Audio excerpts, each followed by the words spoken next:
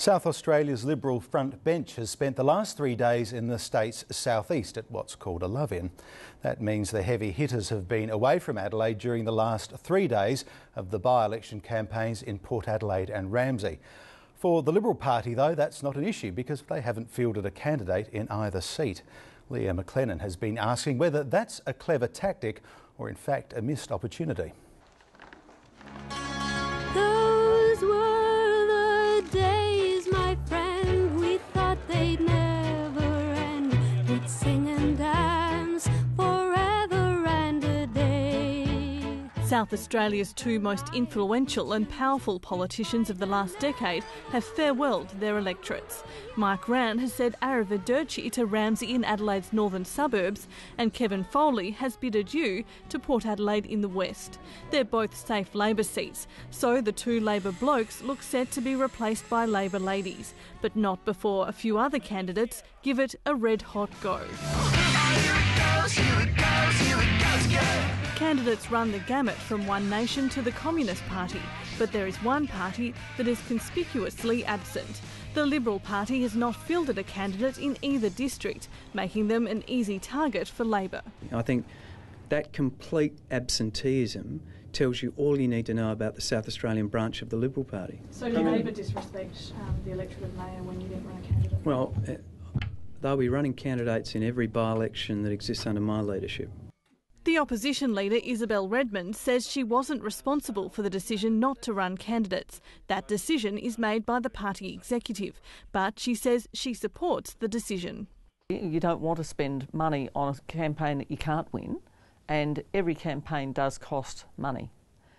But more importantly, as I said, we realise that you can't actually win those seats in all probability, but by not running a candidate, you do open the field for potentially that anti-Labor sentiment to result in a non-Labor candidate being elected, and that would seem to be to us to be a good thing.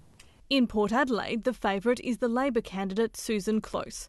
Amongst a mix of minor parties and independents, two other frontrunners are local Mayor Gary Johansson and independent Liberal Sue Laurie. Political commentators say the Liberals' decision not to run a candidate reflects a lesson from the 2010 state election. The Liberals ran a strong campaign, resulting in a tight race between them and the sitting independent candidate Chris Hanna. The irony is that a strong Liberal campaign resulted in the flow of preferences to Labor and them winning the seat. In other words, the Liberal Party wants to give independent candidate Gary Johansson a clear run. Really love the posters. But Sue Laurie has been involved in Liberal election campaigns since the 1970s and says it's flawed logic. What part of strategy is saying because we're coming second and because we're likely to get preferences from an independent, do you call that strategy? If there's any swing away from Labor, that means we win. I just don't get the logic of we were coming second and that might have harmed chances of an independent winning. Well, what about our chances of winning in our own right? Still, the Liberal Party's pain may turn into her gain.